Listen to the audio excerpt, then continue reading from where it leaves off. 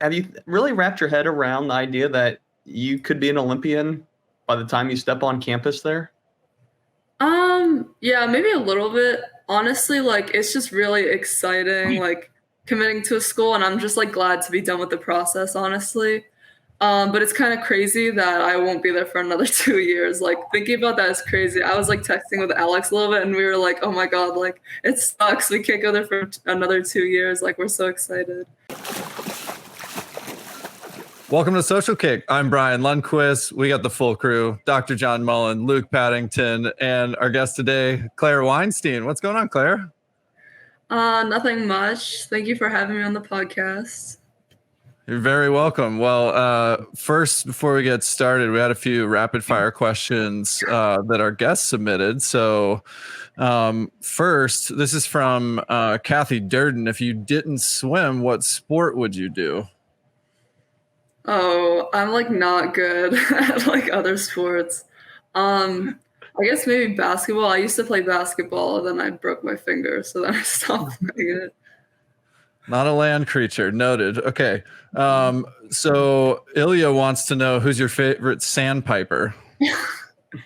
That's hard. I like everybody on my team. What did he say to that? Did you ask him? He said no. He told me he wouldn't say you, and then he said no. Okay, I'll say Ilya then. All right. Well, Ilya, when you listen to this, take from that what you will. And finally, this is from Lucas on the Cal men's team. He wants to get your recruiting insights as an expert now that you've announced that you're going to swim at Cal. He wants to know who else is going to Cal. That's a great question. Honestly, like I'm not really in the scoop. I was mostly just like, obviously I knew that like Alex was gonna commit, but I'm not really in the scoop with like anybody else, if I'm being honest. The big thing with me is I have what people call a larger nose and a larger bridge on the nose here. And then I also have kind of narrow eyes is what I found out, because you get like the different nose pieces. And anytime I would get a larger nose piece, then it would be too wide and then it would leak in the middle. Yeah. And the great thing about the Magic5 goggle is that, one, it's the nose piece. It fits perfectly with me. And also it allows the goggles to still be close together. So it's not rubbing on my nose and it's not so wide it's leaking as well. So you can support Social Kick directly by picking up a pair of Magic5 goggles using our affiliate link. Go to themagic5.com/socialkick. Yeah. It's funny how that all comes together when you're going through the recruiting phase and the commitment phase. It's a fun time of your life for sure. And the connections that you start to make with some of these other, not just beyond the national team athletes, but just other athletes that'll be part of your class. It starts to really gain momentum once you announce and then they announce. So I just wondered if you could talk us through kind of your experience with college recruiting, from just like your first introduction to it to the decision that you've just made and the whole thing. Mm-hmm. Yeah, well, honestly, I like tried to keep it as like lighthearted and like fun as I could. Cause like it started like early June or whatever, and there was kind of like a lot going on then. So I was kind of gonna like wait until like the summer was mostly done. So I didn't really like get into like recruiting until probably like mid-August. So it was a pretty fast like thing. But honestly, like I went about it like not thinking I wasn't gonna decide for like a really long time. I was like, okay, I'm not rushing the decision. Like I'm gonna wait. But then just like it happened, and yeah. I just knew where I wanted to go. Right. But spell it out. So you are 16 years old. You're a junior now? Yeah? Yeah. And you do online school. You're junior. You're online schooling? Mm-hmm. Yeah? And so you're committed for the class of 2025. Yeah. What to the people not familiar with swimming NCAAs, what does that mean by committing? And this is a general question to all of you. What do you mean by committing? Like you sign a letter of intent, but a year from now, can you change your mind? Has Cal offered you a place and offered you a scholarship? What does that whole mean? You committed from both sides, the student side and the university side. Well, I haven't like signed anything. It's just like a verbal thing. Like Coach Durden, like verbally like offered me a spot and I verbally committed. And people do sometimes like flip their commitment, but because it's just verbal, like there's no strings attached, but it's basically just like announcing that like you want to go to this school. So it kind of like cuts off most of the other most of like your conversations with other coaches, if that makes sense. Like you're kind of done with recruiting at that point. I mean, I remember being recruited, and I think it was our junior year, Brian, you might remember, when we could like start getting contacted or like start of junior year. And like there's a specific day, get like a million phone calls, all these letters, all these ridiculous letters. Is that kind of the process that you went through, or is it more digital nowadays? How is it maybe transition from getting a bunch of letters to how it is now? Yeah, it was like mostly all digital. Like the literally like the hour that like it became the next day at like midnight, people were getting texts, or like you could get texts. But I think I got like a couple letters in the mail. But yeah, it was mostly like texts and emails. And then throughout the process, are you having, I remember just talking on the phone with coaches along the time, which, for my experience was a lot of with Coach Dave Durden, who is the head coach at Cal, where you're going. And he and I would talk on the phone like once a week, probably. So how was your catch up with coaches kind of throughout the process too, especially since you sounds like you started this process a little late? Yeah, so it was probably like that. It was probably like a call or two a week. Not two. It was probably like 2 calls every like 1.5 weeks with like most people. But I thought it was going to be a lot harder to like kind of narrow down the schools. But honestly, just like based on like the place that it's at and like what I specifically wanted, it was pretty easy to just like narrow it down. But I think talking to a lot of schools, I don't know like anything in comparison, but I just know that when I was like telling Katie and Bella, they're like, oh my God, you're like talking to so many people. But I just wanted to keep my options open because I honestly had no idea like what I wanted to do. But yeah, it got a little bit overwhelming when I was having like 3 calls a day. But wow. Yeah. Yeah, it certainly can be overwhelming. And I remember, like I mentioned, getting these letters, and I'll never forget the ones from like University of Tennessee. Like I got one, I think every 3 days, and it was like 100 reasons to go to Tennessee, and each letter just had one, and it was like, we have the time it, we have whatever, all these random things that are probably inappropriate nowadays, and probably were inappropriate at the time with that coaching staff. But anyways, with all the digital messaging, is it like canned stuff where it's like, hey, Claire, you're a good recruit. Come here. Or are there funny ones that stand out that's like, this is pretty hilarious or stand out at all? Yeah, well, it depends. A lot of like the schools it is just like you can tell they like send it to other people and they just like change the name. But some are funny and some send like actual like videos of like the school that were really cool. And yeah, but you could, or like I could tell when like the coach was actually texting me or if it was just like a setup text. Do any stand out where you're like, man, like for me, Tennessee, I'm never gonna forget those. You don't have to mention like the school, but do any like stand out if it's like a meme of you like dancing with a certain like school suit on or something like that? Honestly, I don't really think so. Not a lot of them like weren't really like funny. They were just kind of like, it was cool to like see like the video that they put together just to like show the school and like the different places in the school. I wanted to mention during my recruiting trip to Florida, there was a running joke. So by the way, I had the same experience as John did with the like funny Tennessee letters. That was kind of the thing. That's not even the current staff. It was the pre-Matt Kredich and his staff. But I remember from my Florida recruiting trip, Greg Troy, there was like a running joke between everybody else who was there on the trip that Troy kept on coming up to all the recruits during the trip and saying, like, there were 14 of us on the recruiting trip. So it's like kind of a lot of kids, high school kids to keep up with and just see how things are going. And so his way of connecting with each of the recruits was to come up and he'd go, hey, Brian, so what do you say? But he did it to everybody. So I remember like there were Haley Pearsall, for example, and Adrian Bender. There were two like very good like NCAA champions eventually and world championship team members, or Haley was distance, mid distance, really good athletes. And I remember that they were on my trip and they had the same experience. That Coach Troy would just come up to them and go, "So what do you say?" And then like all of our recruits, we started talking to each other and we're like, "Hey, does he just keep asking you? So what do you say?" Like, what do you say? So I don't know. It's just so funny how you can like bond with some of these like fellow recruits too, even if they don't end up going to your school. But yeah, I know Luke had a question for you. Yeah. You mentioned earlier in the beginning of this that you just knew you want to go to Cal. Your teammates, one just started at Florida, one just started at ASU. You're from New York originally. You're now in Nevada. Everybody's reaching out to you. You're 155.2 200 freestyler. The world's your oyster. Cal's women's team has it's on the way back up with two established amazing coaches. It's Cal Berkeley, it's the Bay Area. What's the reasons you chose Cal? And a year and a half out, that's where I'm going.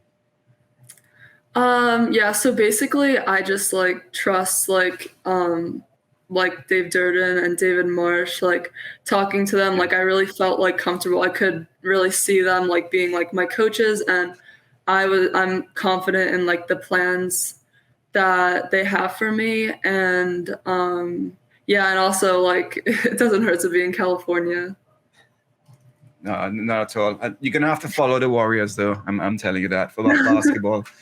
Basketball. But have you worked with Dave or on a national team last year, this year? Have he helped work with you, or was Ron, when he went, the main person to take care of you on national team trips? Yeah, well, last year Ron was there, so I was just working with him the whole time. This year he wasn't there, so I was working with some other coaches. Honestly, Dave Durden, he only went to the camp, but I didn't even like meet him when I was there. He was mostly just doing like his swimmers. And I met him, but I wasn't like one-on-one with him about anything. And basically like my first time really like getting to know him was when I went on my like trip to Cal. So yeah. What are you most excited about going to Cal besides the swimming? I don't know. Probably just like being a part of like a college team. Literally the girls on Cal and the guys too, like so nice. Like I think a big thing for me was like I bonded with them really well and I felt really comfortable around them. And obviously it will be like different girls, but like the vibe of the team usually stays the same. And I just really like that.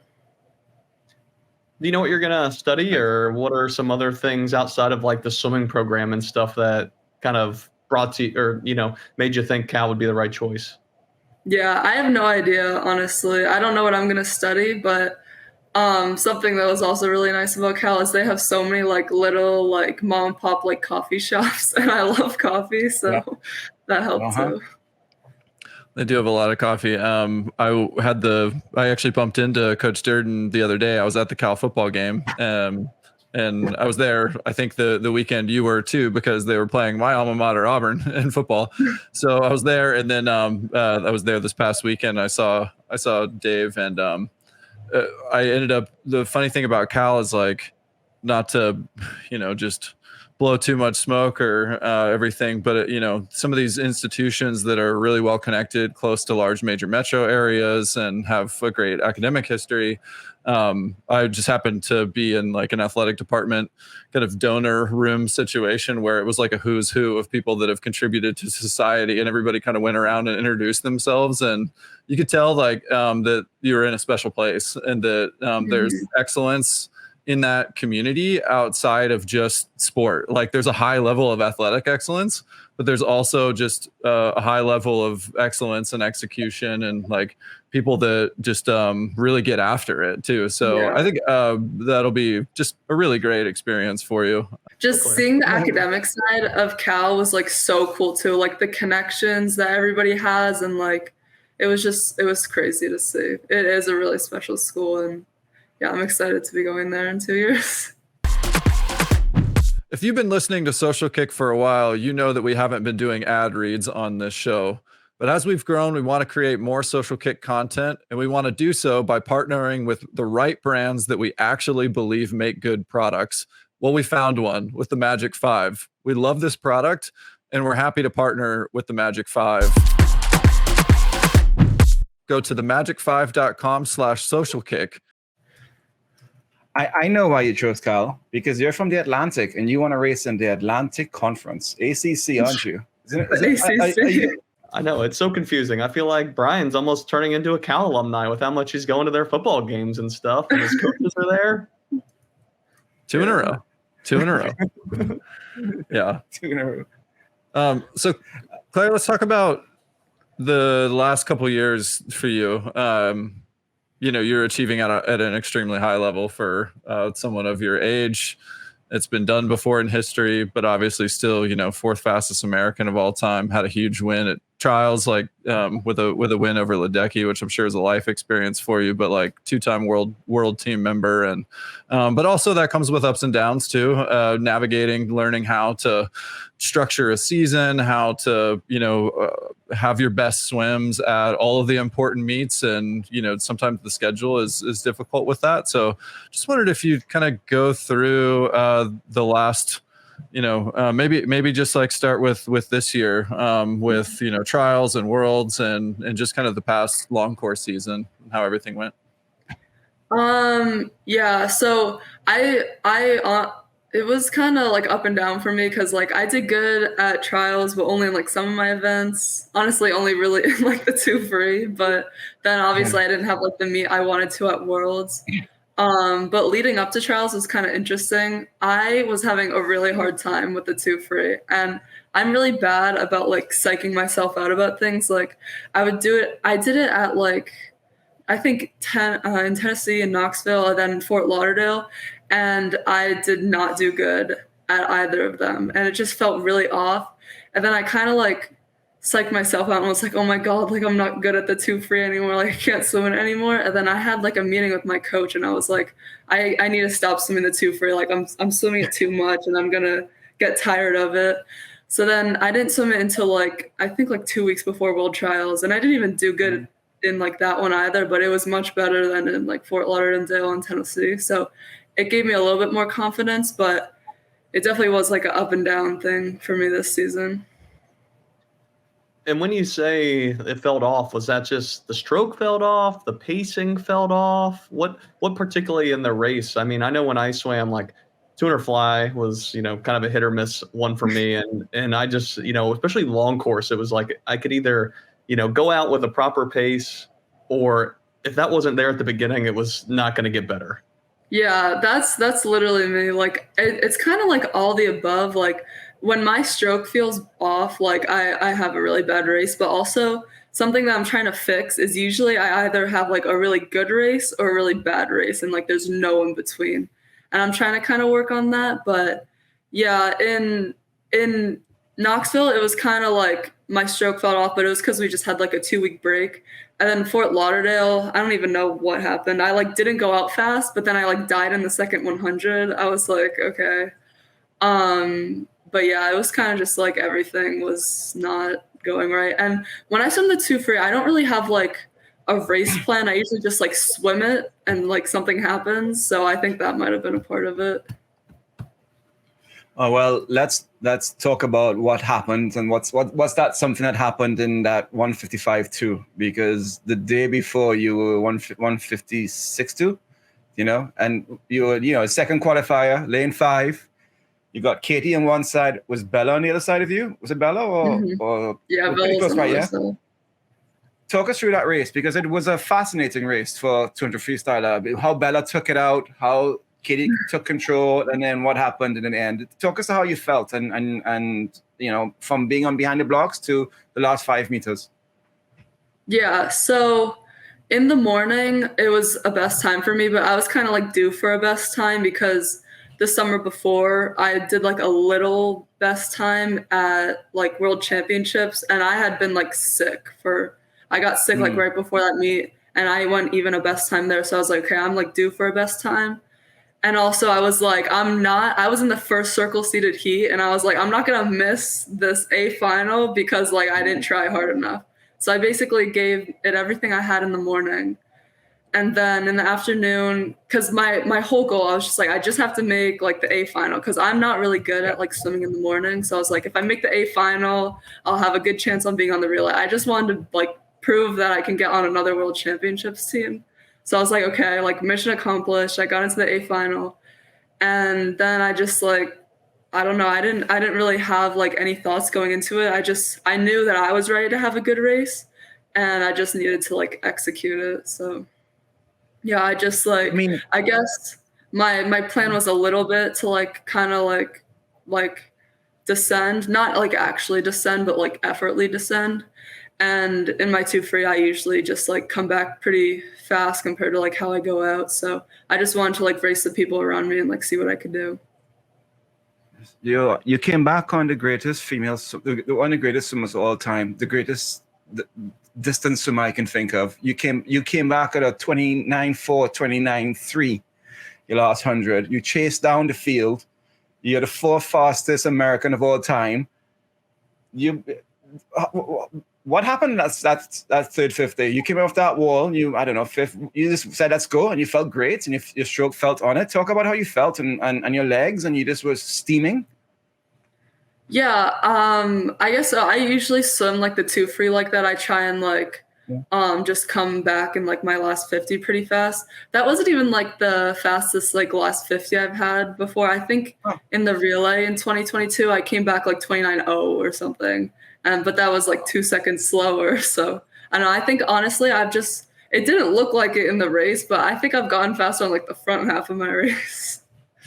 But yeah, Bella and Katie take it out so fast. And I feel like everybody in that race like took it out really fast. It kind of looked like I was behind, but I was on my race plan. I felt like I was in a pretty good spot. But also you can't really tell when you're in the race. Like sometimes I rewatch the race and I'm like, oh my God, like I was so far behind, but it didn't feel like that when I was in the race. And obviously like, yeah, everybody else in that race like did amazing too. And I knew that everybody was like going to be like primed to have like good swims. And I was just like, okay, I just need to do what like I know I can do. Mm-hmm. Do you think having Bella next to you, someone that you obviously know very well, you train with all the time, looks like you guys are best buds. Do you think it helped having her next to you, knowing kind of how she goes about her racing and doing so many practices with her? Like that provided comfort, or you just kind of knew, okay, if I'm in this range, I know what I'm capable of? I don't really know. Honestly, if anything, having her next to me gave me like comfort in like the ready room, because I hate the ready room and it makes me super nervous, and just having like her in there with me like really helps. But I don't know.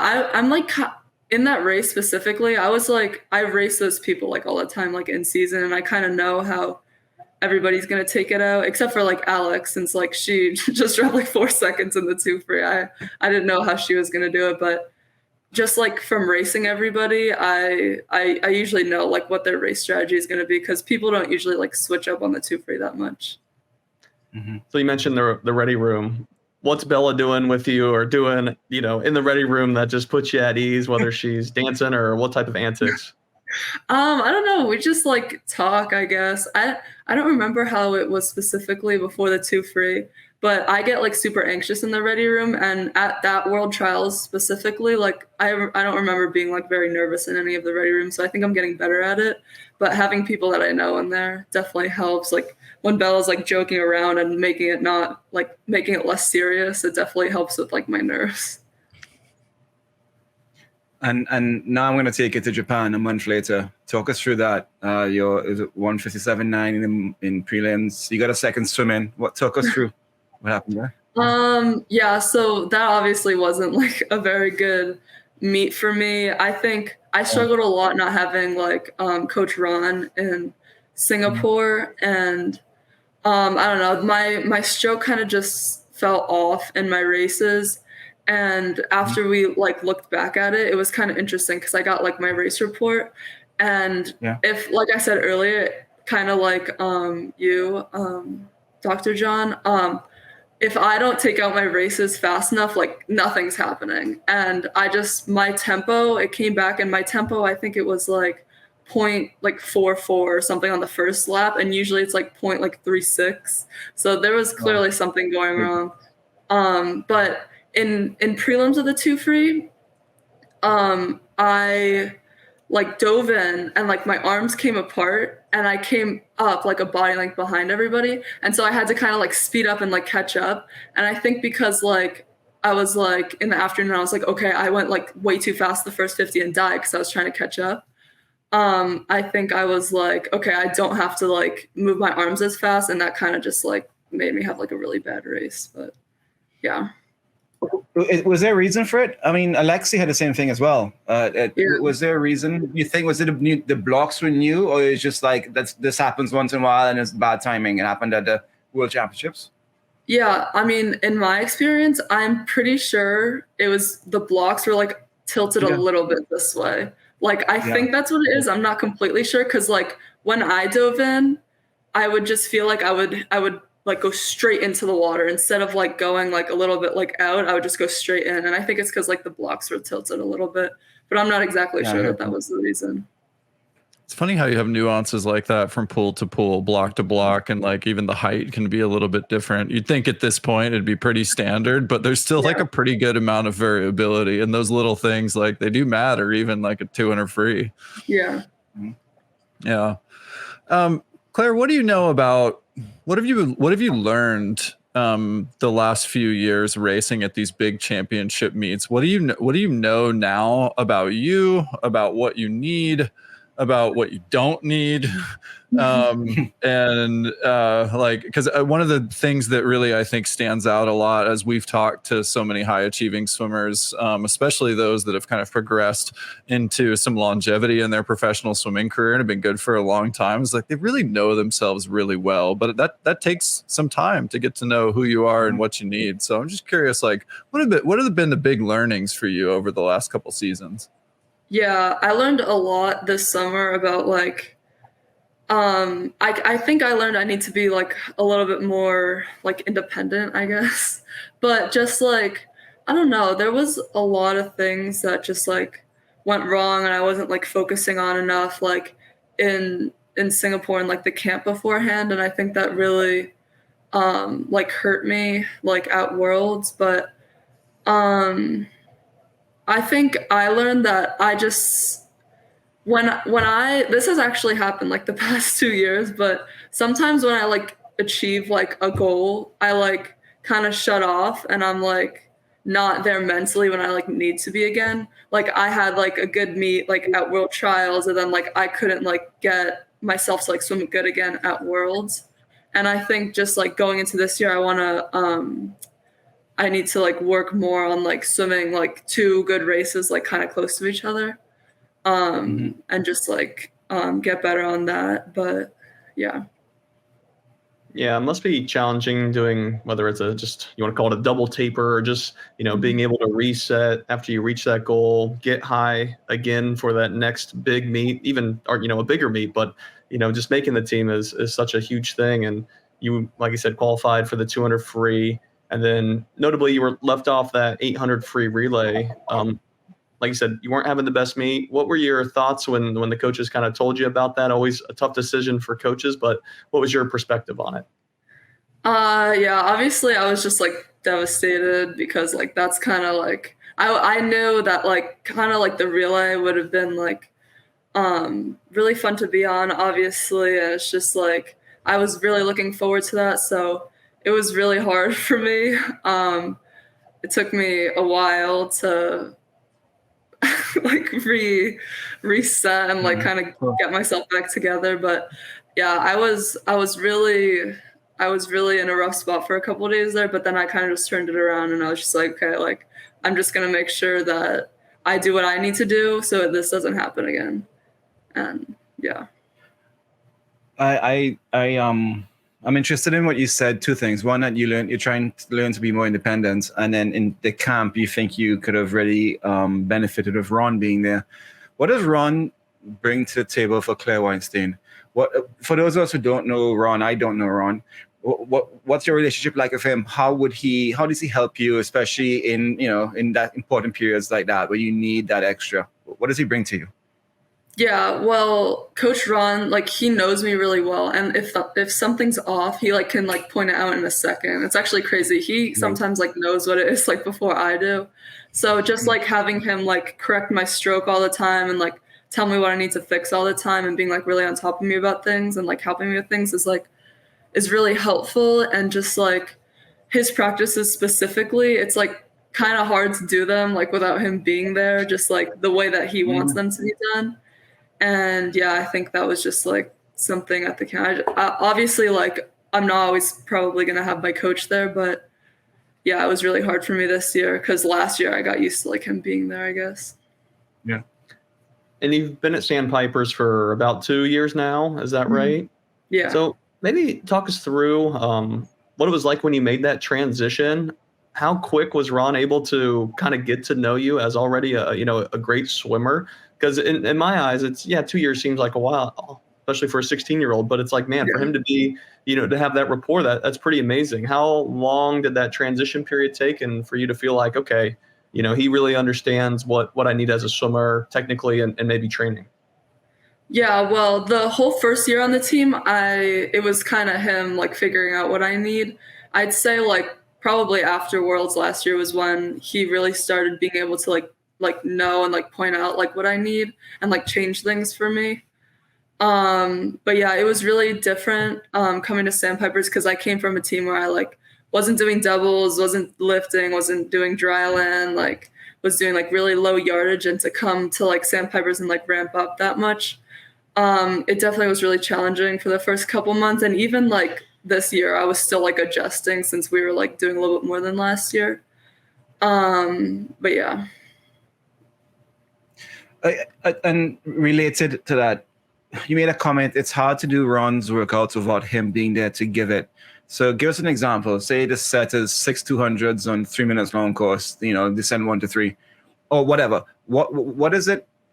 Explain what you mean by it's hard to do his workouts with him being there. Does he make adjustments during the workout? Does he explain it properly? Does it push you, motivate you? What is it that he brings on deck besides the pen and paper during a set?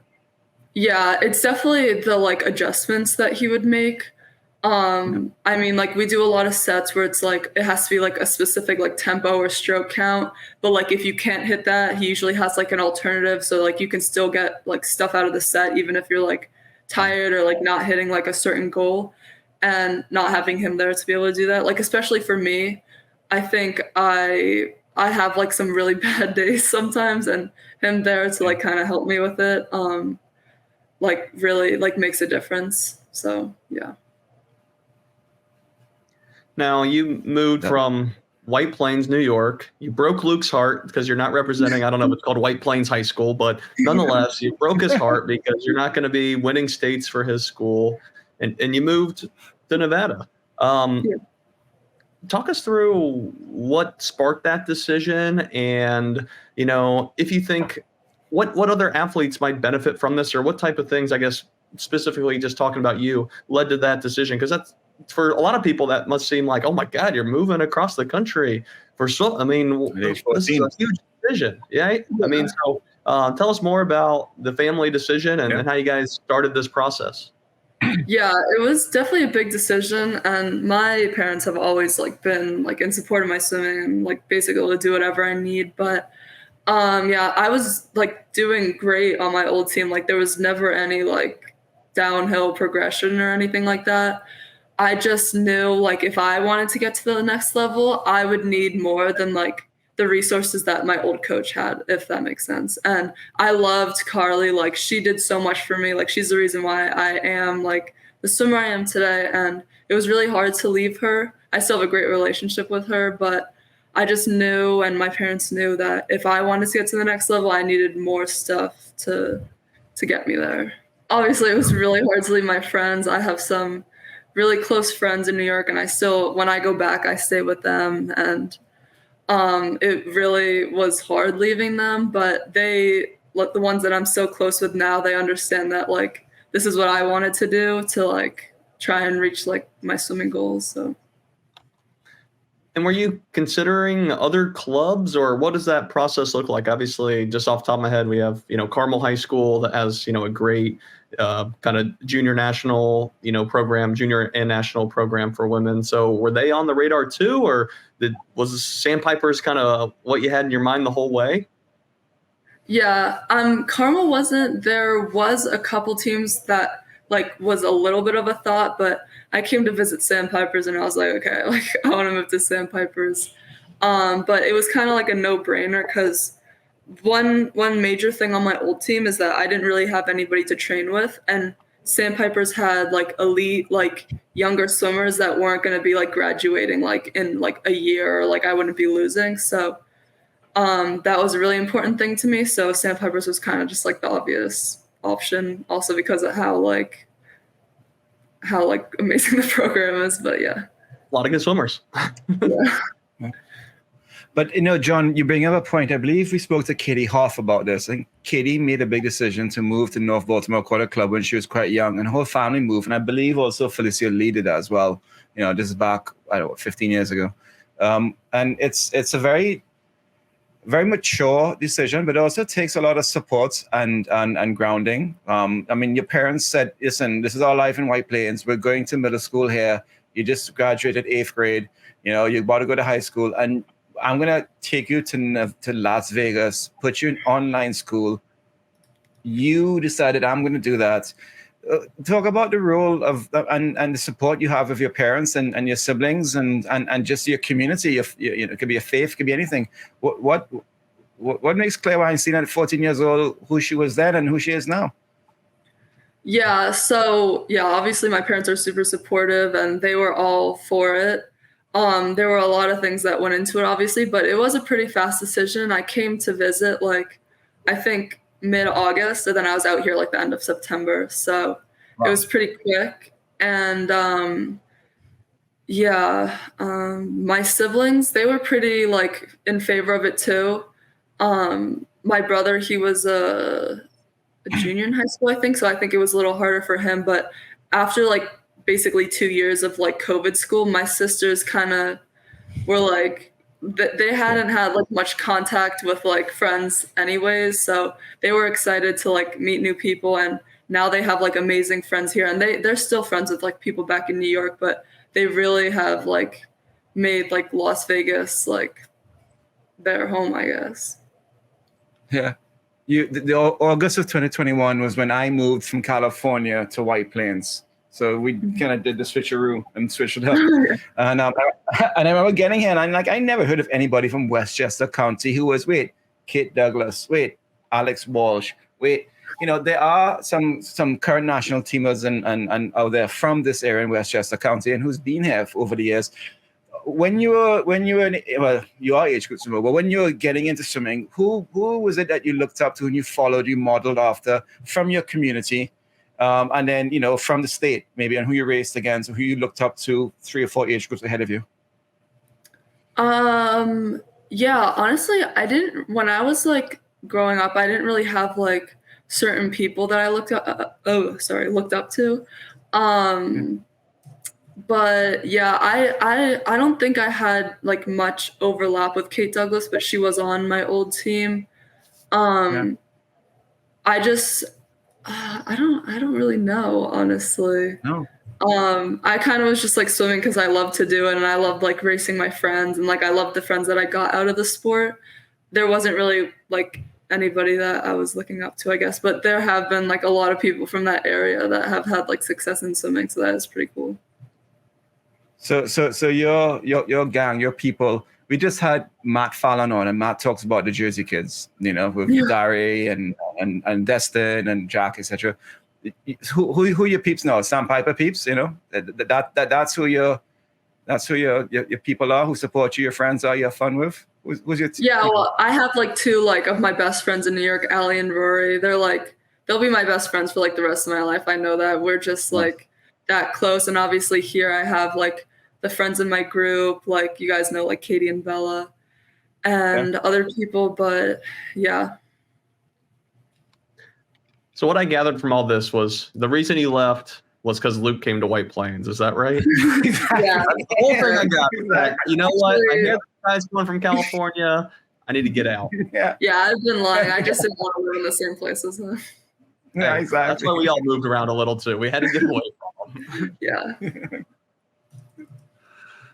Claire, I want to know what you feel like are your biggest opportunities for improvement, not only now, but also as you look toward, the next year and a half is so much going on with it being an Olympic year. And then, of course, later than college swimming. So there's plenty of time before all of that. But just even right now, we talk a lot about how swimming is a sport where, because you only peak so often, there's a lot of training hours before you get to that peak event. And so it can be helpful to just get, this much better, just a teeny little bit better every day by focusing on these small things. And those small things add up into big things and then become the results that you have at the end of the season, at the end of the year. What are those things for you? What are you thinking about during practice? What are you working on specifically that you'd like to improve? Yeah, I don't know. Like right now, I'm trying to work on like using my snorkel less. I like this past year and kind of like the past 2 years that I've been on Sandpipers, I use my snorkel like a lot on like basically every distance freestyle set. And it's like helped me, but I swim like significantly faster with my snorkel on. So that's a little bit one of my little like practice goals right now, is to try and minimize like my snorkel, because obviously like you can't use a snorkel in a race. But like other than that, just like getting stronger in the weight room, and maybe my turns, because my turns are really bad. So the snorkel. When you first came on, indication that your breathing mechanics need some improvement, or why does that, you think, make you so much faster? I don't know. Honestly, like there's a lot of people, like most people in my group are like, oh my God, like I hate my snorkel. Like I go so much slower with my snorkel. So I don't know. I guess it's just like personal preference. But yeah, I don't know. You became known right away when you moved out there for your 5K. You went to World Juniors for your 5K. You just smashed it. And you're now known especially for your 200 win over Katie and the 4x2 goal last year. What events do you enjoy swimming the most personally? And do you have a preference between pool and open water? Yeah, obviously I like pool better, just because like it's a little bit shorter events. I love swimming the 2 free usually. Like earlier in the year I did it. It kind of goes like up and down. But I'd say that's probably like my favorite event, just because it's like short. But I really liked swimming the 10K in Sarasota. I swam it again in Italy and did not do good, because it was kind of like a reality check. Like international open water is much different from like domestic open water. Like there's a lot more like physical contact that I wasn't ready for. So I'm doing more like open water this year. So I guess I'm just trying to like work on that. But it's kind of like one of my side goals. Like right now, like pool is definitely like my priority. Yeah. What are you working on for open water? Are you still learning how to go around the buoys with people kicking you, spotting, dealing with the warm water, maybe a Sarasota? What are you working on for open water specifically? Yeah, definitely going around buoys. That's probably my worst skill. That was like my downfall in Italy, because I hate like coming into contact with people. Like especially in open water, I don't like when like people are touching me. So I like stayed all the way on the outside, but that like hurt me every single turn, because I'd be like in the front, I'd be like in 8th, and then I'd go around the buoy, and then I'd be like 30th, because that race was so like packed. And just like after every buoy that would happen, and then it got too much, and I just like stopped being able to catch up. Ankle, hand, pull. Yeah. Now, like we mentioned, you committed to Cal. Have you really wrapped your head around the idea that you could be an Olympian by the time you step on campus there? Yeah, maybe a little bit. Honestly, like it's just really exciting, like committing to a school, and I'm just like glad to be done with the process, honestly. But it's kind of crazy that I won't be there for another 2 years. Like thinking about that is crazy. I was like texting with Alex a little bit, and we were like, oh my God, like it sucks. We can't go there for another 2 years. Like we're so excited. but yeah, well, it doesn't suck, but it's just like we're super like excited about it, and yeah. So far away still. Yeah, it's like insane that you're like, oh, I'm going to this school like 2 years before you're even there. Are you that kind of person who likes to have a plan and figure it out, or do you like to live on the edge of the cliff and whatever happens next? Like, are you glad to know, like, okay, well, I don't care how Worlds goes because I know I have a plan for Paris, or do you just like go for it, short blinders on, focus here, and then go on to the next target? Honestly, both. Like, I usually don't have like a set like plan for things. But obviously, like the end goal is like bigger, and it's easier to like get through like the places where you don't do good because you're just like, oh, this isn't like the end goal. Like this is not like this year. I was like 2023 Worlds is not my end goal, you know. So that helped me like get back into like a normal headspace and like training. But yeah.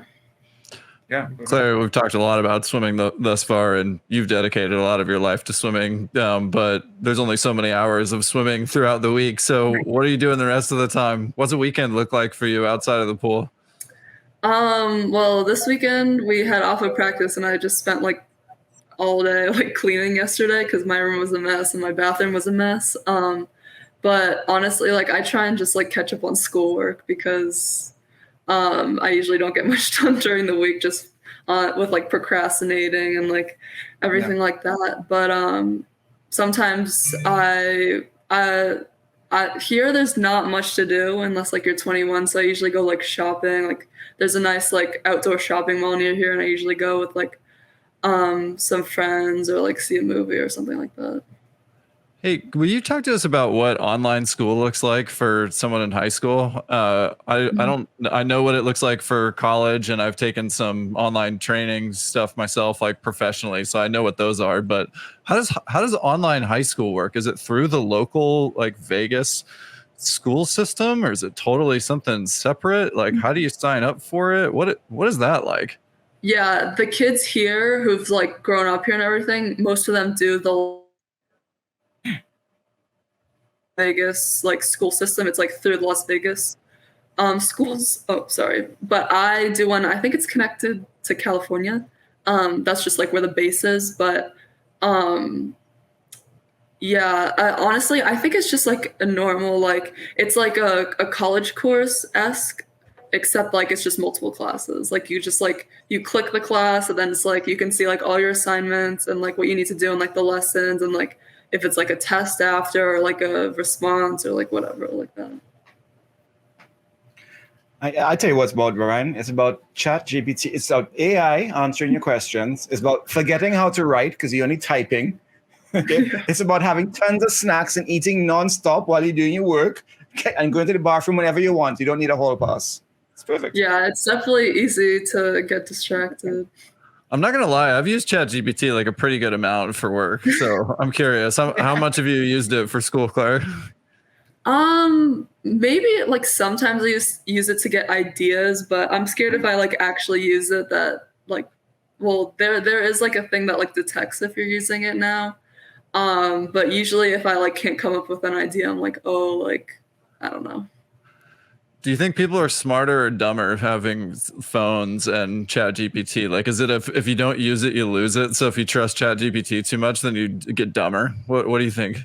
I don't know, honestly. I don't know. I think maybe like honestly, like doing online school, you learn probably a little bit more because there's not like the other things that are like, well, you are being distracted, but there's a lot of things like going into school that I experience that's like not school related or just like wastes of time. Whereas like on online school, like you just do like what you need to do, you know? And yeah. You talk, so I have kids who are almost your age, and they're constantly schooling me and giving me advice and trying to keep me cool.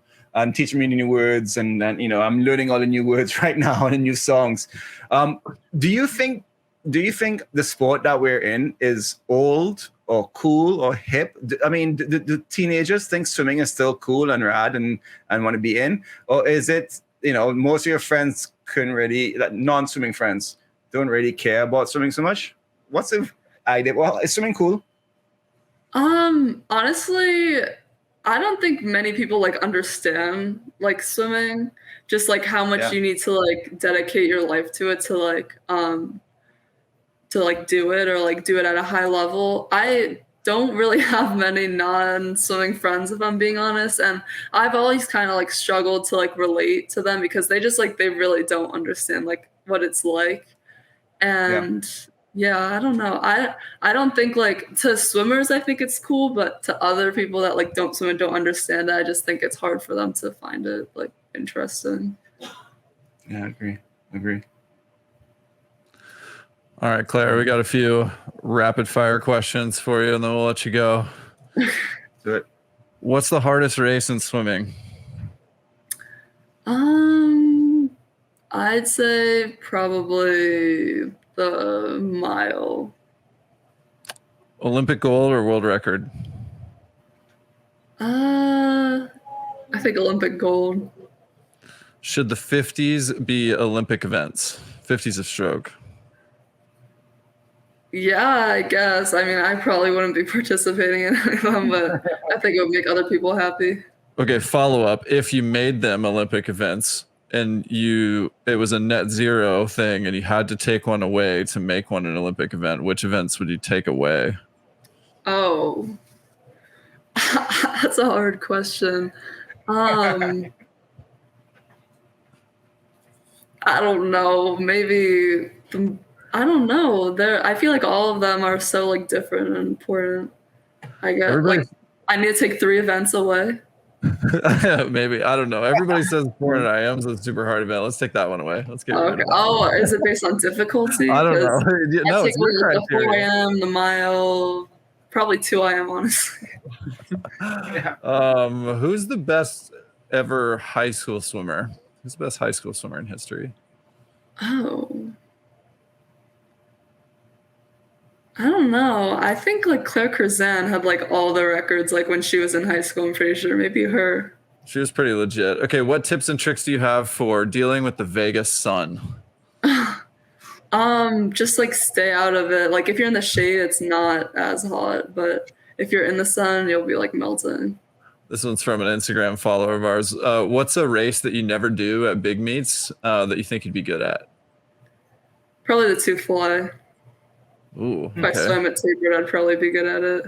All right. And another one from Instagram. What is a set? What's the most hated set that has the biggest benefits? Like it's kind of you have to do it. You hate doing it. Probably like long distance IM sets. Those are like my least favorite, but like when you're done with it, it's great. Yep. All right.